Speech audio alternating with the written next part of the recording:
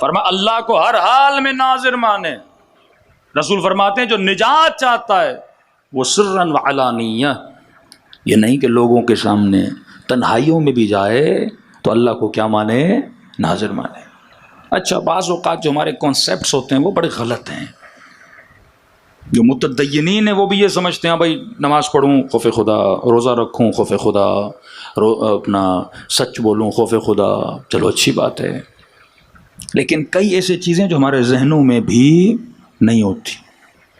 بنی اسرائیل کا عابد تھا، زاہد تھا. یہ عابد کہتا ہے کہ ایک ایسا وقت آ گیا کہ اب عبادت میں دل نہیں لگ رہا تھا. کبھی کبھی یہ حالات انسان پہ آتے ہیں. نماز پڑھتا ہے بڑا مزہ آتا ہے، لطف آتا ہے، دعائے کمیل پڑھتا ہے مزہ آتا ہے، لیکن کبھی کبھی مصلی پہ آتا ہے دل کرتا ہے اٹھ کے چلا جاؤں، مزہ ہی نہیں آتا آدمی کو. وہ لطف وہ سکون انسان کو نہیں ملتا. کہتا ہے گویا آنکھیں خشک ہو گئیں، اللہ کی دربار میں جاؤں مناجات کروں پر آنکھوں سے آنسو نکل ہی نہیں رہے. جب بندوں پہ ایسے حالات ہوتے ہیں نا، کہتے ہیں فوراً خدا سے رجوع کیا کرو کہ ایسا کیوں ہو رہا ہے.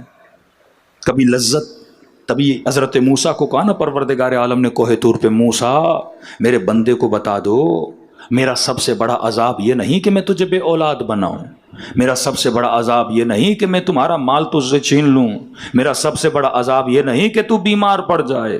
کہ پروردگارہ بندے تو یہی سمجھتے ہیں مال نہ ہو، اولاد نہ ہو، قرض دار ہو جائے، ہاں تنگ دست ہو جائے، یہ اللہ کا عذاب ہے. کہا نہیں موسیٰ، میں جس بندے سے ناراض ہوتا ہوں اسے اپنی مناجات کی لذت سے محروم کر دیتا ہوں. پھر مصلی عبادت پہ نہیں بلاتا، پھر لذت نہیں ملتی، پھر تہجد کی نمازوں کے لیے نہیں اٹھاتا. ایسے خود عبادت کرنا خوف خدا کی ایک نشانی ہے نا، کہ جس کا میں عاشق ہوتا ہوں اس کو اتنا اپنی محفل میں بلاتا ہوں. اب تاریخ اٹھا کر دیکھ لیجئے، کسی اور کا لقب زین العابدین نہیں، صرف حسین کے بیٹے کا لقب ہے. سید الساجدین، زین العابدین. امام حسین آتے ہیں رسول خدا سے ملے، فرماتے السلام علیک یا ابتا یا جدہ. نبی فرماتے وعلیک السلام وعلیک السلام یا زین السماوات، اے آسمانوں کی زینت تجھ پر بھی میرا سلام ہو.